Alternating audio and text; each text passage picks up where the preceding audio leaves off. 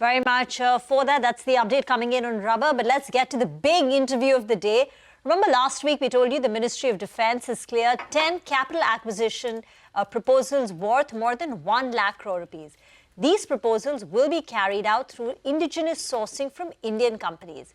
My colleague Parikshit spoke to the Defence Secretary RK Singh and began by asking him about how the acquisitions will benefit both the private and the public sector. Listen in.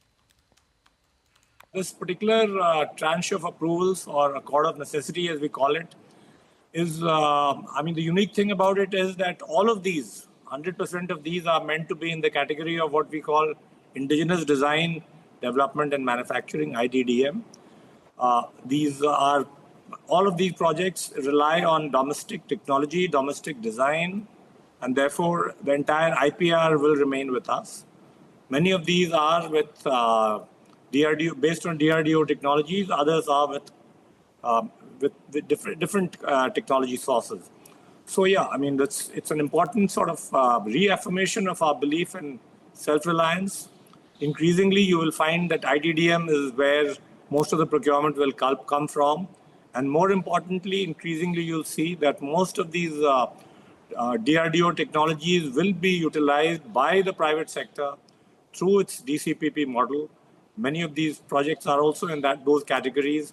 And most of the projects, therefore, will be done by a combination of public sector and private sector industry partners, but using domestic technology, as I mentioned. I would also like to get a sense from you on the AMCA program. An expression of interest has been issued. By when do you want to conclude the awarding of contract? Well, you are correct. The RFI has been issued by ADA, our Aeronautical Development Agency, and I think they've had some preliminary rounds of discussions with prospective bidders. The timeline is a little difficult for me to say because, frankly, I have not checked with them, but I would imagine it will take something between 3 to 6 months to reach the contract award stage. Thereafter, the project itself of development and of an AMCA prototypes, actually taking to the skies, it should be about a 10-year program, I would imagine. Could you also list out the major investment opportunities for the private sector and the public sector right now in areas which are going to be a priority for the government and will remain a focus of government capex, according to you? I think we've made it clear through our budget allocations that we are going to do 75% of our budgetary outlays are going to be spent within the country. And these will cover vast areas of our defense domain, including aerospace and aviation, naval shipbuilding, where out of 60 odd ships under construction, 59 are being built within the country. Land systems of various types, where we have good capacity already. Missiles and munitions, where a lot of the systems integration is done by the public sector, but there are a large number of private sector players who play a role as component manufacturers and vendors.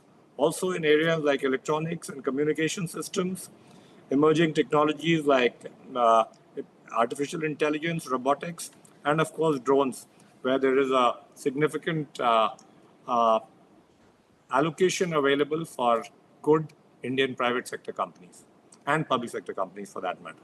Speaking about the defense budget, considering our experiences from Operation Sindoor and how India will now focus a lot on cutting-edge technology in the defense sector, are we expecting the Defense Ministry to make a recommendation for a significant increase in the defense budget in the next union budget?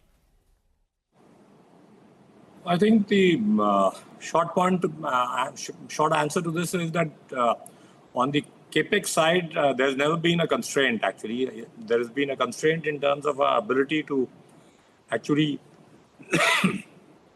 fully utilize our budget. And we've done it last year, and we are well on the way this year of ensuring that our quarterly expenditure targets are met.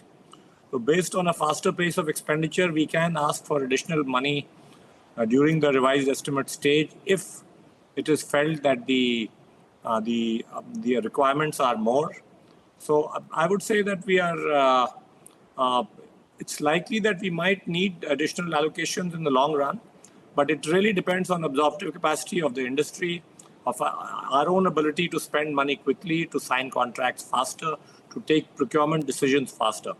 So that process now we've kind of improved significantly last year. I keep saying that we did 2 lakh crore of contract signings last year, which is the double of any previous year, and the highest previous year rather. And we intend to keep up that pace. And if we keep up that pace and we ensure that there are enough committed liabilities and ongoing purchases, then I'm sure we can persuade the finance department to give us additional capex. They've promised to do so always. Right. If you're asking as a longer term issue, as far as the Finance Commission is concerned, for the 5-year cycle of the 16th Finance Commission, we are going to be seeking additional allocation to the extent that our defense share in the GDP goes up from the current figure of about 1.9 to about 2.5. But that is a sort of broader, longer term, or rather medium term sort of request that we intend to make. Right. And in the revised estimates, sir, are you going to seek additional allocation, keeping in mind the current procurement cycle? I wouldn't be able to say right now, but since we've done some additional, some quick procurements in fast track under the emergency procurement, and there could be some other fast track procurements as well. So if our pace is such that we need additional allocation at the RE stage, we'll think about it. As of now, it's a little early to say. Okay, that is the commentary coming in from Defence Secretary. It's an exclusive interview and we keep getting you updates from that conversation through the course of the day as well.